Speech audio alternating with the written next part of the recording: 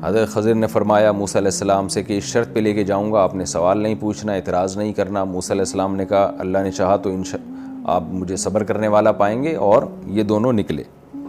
حتیٰ اذا رکبا فی السفینۃ، سفر کرنے کے لیے کشتی میں بیٹھے ہیں، حضرت خضر علیہ السلام نے کیا کیا، اس کشتی کو عیب دار بنا دیا، کسی پھٹے میں دراڑ پیدا کر دی، سوراخ کر دیا۔ تو موسیٰ علیہ السلام کو فوراً اعتراض ہوا، اخرقتھا، ایک سیکنڈ بھی موسیٰ علیہ السلام خاموش نہیں ہوئے، فرمایا کہ آپ نے اس کو توڑ دیا لتغرق اہلھا، تاکہ کشتی والے غرق ہو جائیں۔ مطلب یہ نہیں تھا کہ یقینی غرق ہوں گے، ظاہر ہے اس میں تو موسیٰ علیہ السلام بھی تھے اور سارے ہی لوگ تھے، مطلب یہ تھا کہ یہ کام بہرحال ایسا ہے جو غرق، کشتی کے ڈوبنے کا ذریعہ بہرحال بن سکتا ہے، تو آپ نے ایسا کام کیا کیوں؟ یہ بھی ممکن ہے کہ ہم تو نکل جائیں گے، لیکن جب واپس یہ کشتی میں آئیں گے تو یہ دراڑ آہستہ آہستہ پھیلے گی اور کشتی کے ڈوبنے کا خطرہ ہوگا۔ جبکہ خضر علیہ السلام کے ذہن میں یہ بات ہوگی کہ بھئی یہ ظاہر ہے یہ نوجوان لوگ اس کشتی کو دیکھیں گے نا، اس دراڑ کو پورا کر دیں گے، ختم کر دیں گے، تو ڈوبیں گے نہیں۔ لیکن بہرحال ایسا رسک کسی شدید مجبوری میں تو لیا جاتا ہے، جب مجبوری نہ ہو تو بظاہر تو کوئی مجبوری ہمیں نظر نہیں آ رہی، آپ بیٹھے ہیں اور بلا وجہ آپ نے ایک ایسا کام کیا، الفضول لغو کام، عیبدار بنا دیا کشتی کو آپ نے، تو یہ جو کام آپ نے کیا ہے لقد جئت شیئا امرا، یہ آپ نے بہت بھاری بھرکم کام کیا، بہت برا کام کیا آپ نے۔ تو خضر علیہ السلام نے فوراً جواب میں کہا الم اقل انک لن تستطیع معی صبرا، موسیٰ میں نے کہا نہیں تھا کہ آپ میرے ساتھ صبر کی استطاعت نہیں رکھتے، آپ نہیں رکھ سکو گے صبر، آپ میں صبر کی اس موقع پہ استطاعت ہی نہیں ہے۔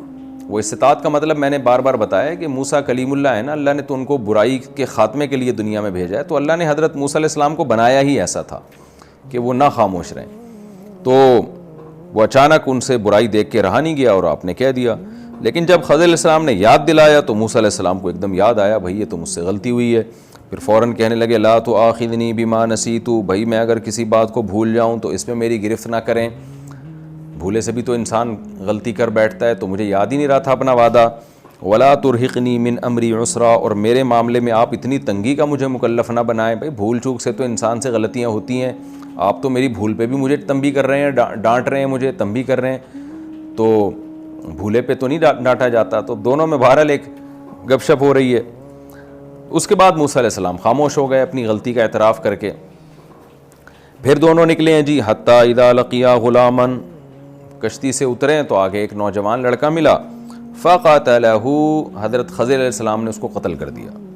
قال اقتلت نفسا زکیۃ بغیر نفس، ارے کیا آپ نے ایک پاکیزہ جان کو قتل کر دیا بغیر کسی نفس کے قتل کیے؟ یعنی یا تو انسان کسی کو قتل کرتا ہے تو قصاصاً قاتل کو قتل کیا جاتا ہے، یا یہ ہے کہ اس سے کوئی گناہ ایسے ہو گئے ہوتے ہیں کہ حکم ہوتا ہے کہ بھئی اس کو مار دو، یہ فساد مچا رہا ہے زمین میں۔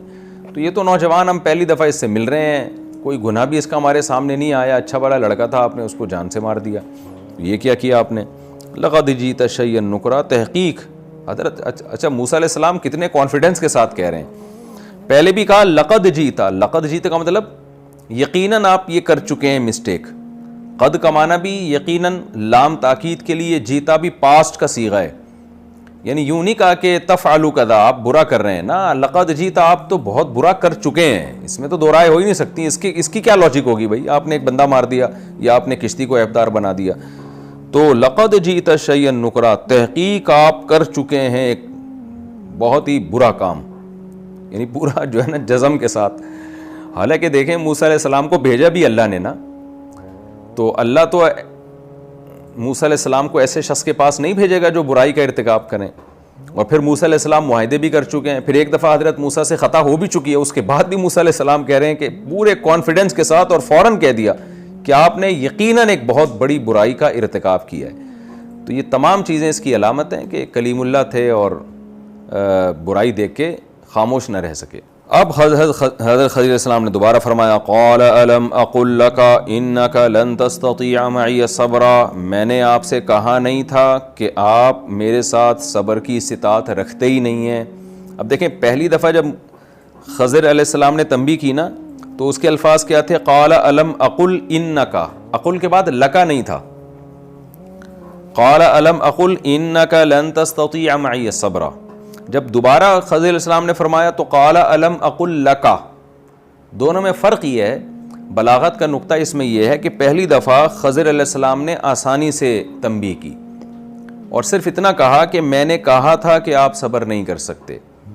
اب دوبارہ تنبیہ کا عنوان ذرا سخت کر دیا اور کہا کہ میں نے آپ سے کہا تھا کہ آپ صبر نہیں کر سکتے, یعنی آپ سے میں مخاطب ہوں اس وقت. تو یہ لکا کا جو الفاظ استعمال کیا نا, یہ اس تنبیہ کو بڑھانے کے لیے. یعنی پہلے کیا کہہ رہے ہیں, میں نے کہا تھا بھئی آپ صبر نہیں کر سکتے. جب موسیٰ علیہ السلام نے دوبارہ سوال کیا تو خضر کہہ رہے ہیں میں نے آپ سے کہا تھا, آپ سے, الم اقل لکا, آپ ہی سے کہا تھا, میں کسی اور سے مخاطب نہیں تھا اس وقت, آپ سے کہا تھا میں نے کہ آپ میرے ساتھ صبر نہیں کر سکتے. موسیٰ علیہ السلام کو پھر فوراً غلطی کا احساس ہوا, پھر کہنے لگے ٹھیک ہے بھائی, اب 2 غلطیاں مجھ سے ہو چکی ہیں اور اب میں خود اپنی سزا تجویز کرتا ہوں. تو وہ سزا یہ ہے کہ دیکھیں کیسا پیغمبر کی بات ہے نا, اپنی غلطی کا بھی کیسا اعتراف کر رہے ہیں, فوراً 1 سیکنڈ بھی تاخیر نہیں ہو رہی. یعنی یوں بھی تو کہہ سکتے تھے کہ خضر علیہ السلام سے آپ بھی تو کوئی چھوٹی موٹی خطائیں کرو تو ٹھیک ہے, آپ بھی تو بندے مار دیا, آپ نے پورا بندہ مار دیا, آپ نے کشتی میں سوراخ کر دیا کہ پوری کشتی کے ڈوبنے کا خطرہ ہے اس میں. تو میں نے تو یہ وعدہ کیا تھا کہ میں اعتراض نہیں کروں گا, تو چھوٹے موٹے کوئی الٹے سیدھے کام ہوتے تو میں چپ رہتا, آپ بھی تو کیا کر رہے ہو اب. تو یہ کہہ سکتے تھے نا موسیٰ علیہ السلام کہ اب اس کا یہ مطلب تو نہیں ہے کہ آپ جو مرضی کرتے چلے جاؤ, آپ بندے مارنا شروع کر دو, آپ یہ کر دو, آپ وہ کر دو. نا نا نا نا, یہ بھی پیغمبر کے صاف ہونے کی دلیل ہے. پیغمبروں میں منافقت نہیں ہوتی, تکلفات نہیں ہوتے اور ملمہ سازی نہیں ہوتی, دل کے صاف ہوتے ہیں. آج ذرا سی کسی کو عزت مل جائے, شہرت مل جائے, پیسہ مل جائے تو وہ اسٹائل ہی بدل جاتا ہے اس کا. منافقت, ادھر کچھ اندر کچھ, اپنی اوقات بھول جاتا ہے انسان. تو میں تو جب یہ واقعہ پڑھتا ہوں مجھے بڑا مزہ آتا ہے کہ پیغمبر کیسے صاف دل کے ہوتے ہیں, کیسے اللہ نے ان کو ایک سفید کاغذ کی طرح ان کے دل کو بنایا ہوتا ہے. ان کی سیرت کتنی بے داغ اور پاک صاف ہوتی ہے. تو خطا بھی کر رہے ہیں اور اعتراف بھی کر رہے ہیں فوراً کہ بھائی میں نے بھولے سے کہہ دیا, اور پھر دوبارہ جب ہوا تو کیا کہہ رہے ہیں, ان سألتک عن شیء بعد, بھائی واقعی میری مسٹیک ہے یہ, اب سزا بھی میں خود تجویز کرتا ہوں. حضرت موسیٰ کا تو کتنا دل چاہ رہا تھا نا کہ خضر علیہ السلام کے ساتھ سفر کریں, اللہ نے بھیجا ہے تو ظاہر ہے اس میں بڑی حکمتیں ہوں گی. لیکن خود حضرت موسیٰ کو فوراً احساس ہو گیا بھائی مسٹیک میری ہے. اب یہ ہے کہ اب مجھے خود اپنے لیے سزا تجویز کرنی پڑے گی, اور یہ میں زیادہ جس کو میں نے ابھی ٹیچر بنائے ہوئے ہے ان کو بھی میں زیادہ نہیں پریشان کروں گا کہ بار بار مسٹیک کرتا رہوں اور کچھ سزا ہی نہ ہو. تو اب مجھے بھی اپنے آپ کو پابند کرنا پڑے گا. وہ پابندی کیا ہے, ان سألتک عن شیء بعدھا, اگر اس کے بعد بھی میں نے آپ سے اب کچھ سوال پوچھا, فلا تصاحبنی, تو آپ مجھے اپنے ساتھ سفر نہ کرنے دیں, یہ میری سزا ہے. قد بلغت من لدنی عذرا, تحقیق آپ میری طرف سے عذر کو پہنچ چکے ہیں, آپ بالکل معذور ہیں. یعنی کتنا بڑا اعتراف کر رہے ہیں اپنی, کتنا واضح لفظوں میں اپنی غلطی کا اعتراف کر رہے ہیں کہ غلطی بھی مان رہے ہیں اور یہ بھی مان رہے ہیں کہ چھوٹی غلطی نہیں, بہت بڑی غلطی ہے کہ ایک دفعہ غلطی کے بعد میں نے دوبارہ غلطی کی ہے. تو قد بلغت من لدنی عذرا, تحقیق آپ پہنچ چکے ہیں میری طرف سے عذر کو, یعنی آپ نے بہت زیادہ گویا کہ مجھے برداشت کیا ہے اور اب آپ معذور ہیں. تو آج کہاں جب 2 شخصوں میں ایسی بات چیت ہوتی ہے تو کون کسی کا ایسا اکرام کرتا ہے, ہر شخص اپنے آپ کو صحیح ثابت کرتا ہے, دوسرے کو 100% غلط ثابت کرنے کی کوشش میں لگا ہوتا ہے. فانطلقا, خضر علیہ السلام بھی خاموش ہو گئے کہ ٹھیک ہے بھئی آپ نے خود ہی کہہ دیا. فانطلقا, پھر دونوں آنکھیں نکلیں. حتی اذا اتیا اہل قریۃ, دونوں کسی بستی والوں کے پاس گئے, کہیں گزر رہے تھے تو بستی آ گئی, اب زاد راہ بھی ختم ہو گیا ان کے پاس. تو اب استطعما اہلہا, بستی والوں سے انہوں نے کہا بھئی ہم مسافر ہیں تو ہمارے لیے کوئی کھانے پینے کا انتظام کر دیں. وہ ایسے نالائق لوگ, فابوا ان یضیفوہما, انہوں نے یہ بھی خیال نہیں کیا کہ کیسے نورانی چہرے والے لوگ آئے ہیں اور کتنے بابرکت لوگ ہیں. ظاہر ہے اللہ والوں کے جو چہرے ہوتے ہیں ان سے پتہ چل جاتا ہے کہ یہ نیک لوگ ہیں, اور مسافروں کا تو ویسے ہی دنیا خیال کرتی ہے. ان نالائق لوگوں نے ان کا اکرام کرنے سے انکار کر دیا. فوجدا فیہا جدارا, تو دیکھا کہ ایک دیوار ہے, بستی میں کوئی دیوار تھی جو بستی کے لیے مفید ہوگی. یرید ان ینقض, وہ دیوار گرنا چاہتی تھی. فاقامہ, خضر علیہ السلام نے اس کو سیدھا کر دیا. اب بعض روایات میں یہ آتا ہے, اسلاف سے منقول ہیں یہ روایات, کہ خضر علیہ السلام کو اللہ نے بطور کرامت ایسا کیا ان کے ہاتھ پہ کہ خضر علیہ السلام نے جا کے دیوار کو ایسے یوں ہاتھ لگایا اور وہ بالکل مضبوط ہو گئی, سیدھی گرنے سے بچ گئی. تو اس طرح سے خضر علیہ السلام نے اس دیوار کو سیدھا کر دیا. قال موسیٰ علیہ السلام نے فرمایا لو شئت لاتخذت علیہ اجرا, دیکھیے ہم یہاں مجبور ہیں, ہمارے پاس کھانے کو نہیں ہے, پیسے بھی نہیں ہمارے پاس, یہاں تک نوبت آ گئی ہے کہ ہمیں ان سے مطالبہ کرنا پڑا. تو یہ بہترین موقع تھا اپنے لیے زاد راہ کے انتظام کا, بہترین موقع تھا کہ ہم یہ کام فری میں کرنے کے بجائے اجرت لے کے کرتے. یعنی اس میں دو حکمتیں تھیں. ایک تو یہ کہ اس نالائق قوم کو احساس ہو جاتا کہ اس طرح سے مسافروں کو نہیں دھتکارا جاتا, تو ان کنجوسوں سے تو پیسے لینے چاہیے نا تاکہ ان کی اصلاح ہو. اور دوسرا یہ کہ تاکہ ہم بھی مستغنی ہو جائیں.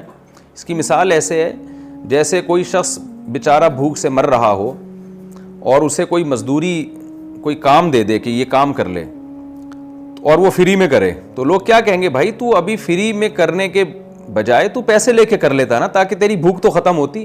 تو جواب میں وہ یہ کہے کہ میں لوگوں پر احسان کر رہا ہوں. تو بھئی احسان کہاں سے ہو گیا, آپ تو کل بعد میں دوبارہ آپ کو مانگنا پڑے گا. تو سب سے پہلے تو اپنے آپ کو مستغنی کرو نا تاکہ لوگوں سے مانگنا نہ پڑے آپ کو. تو موسیٰ علیہ السلام کے پیش نظر بھی یہی حکمت تھی کہ بھئی اس قوم سے تو ہمیں اجرت لینی چاہیے تھی تاکہ آگے ہمارے سفر میں کھانے پینے کا ہمارے لیے انتظام ہو جاتا اور ہم کسی کے محتاج نہ رہتے.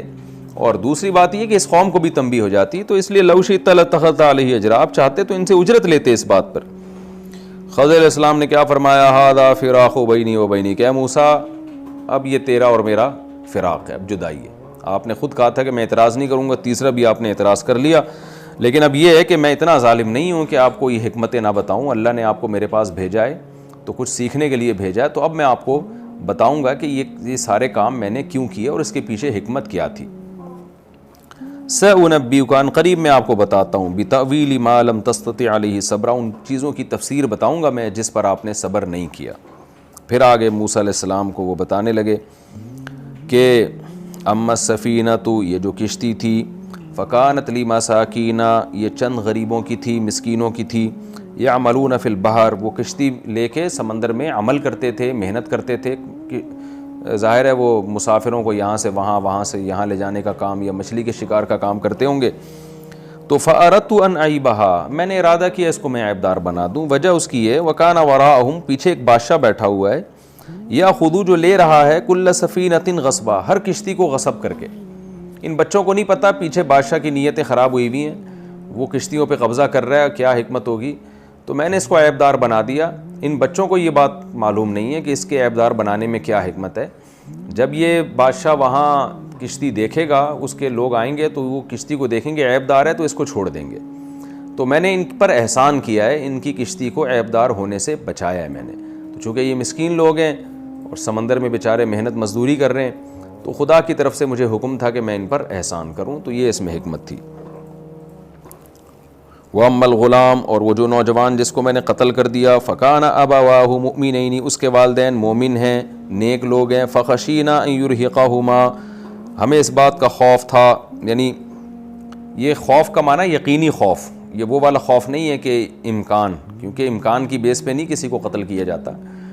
تو مطلب یہ کہ یہ اس بات کا ہمیں پورا خوف تھا, یقین تھا کہ کیا ہوگا, ان یرہقہما, کہ یہ بچہ ان کو مجبور کر دے گا, مکلف بنا دے گا, طغیاناً, سرکشی اور کفر کا.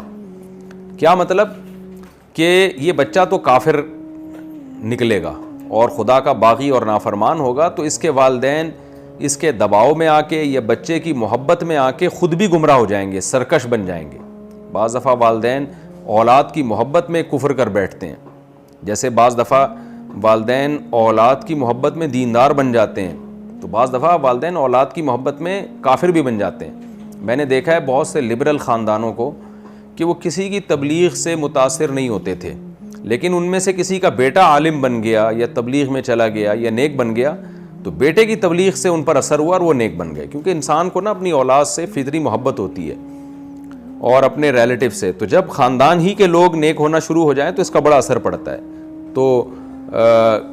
تو جیسے اولاد کی وجہ سے اس کی تبلیغ سے ماں باپ نیک جلدی بن جاتے ہیں, تو ایسے برے بھی بننے کا بڑا خطرہ ہوتا ہے.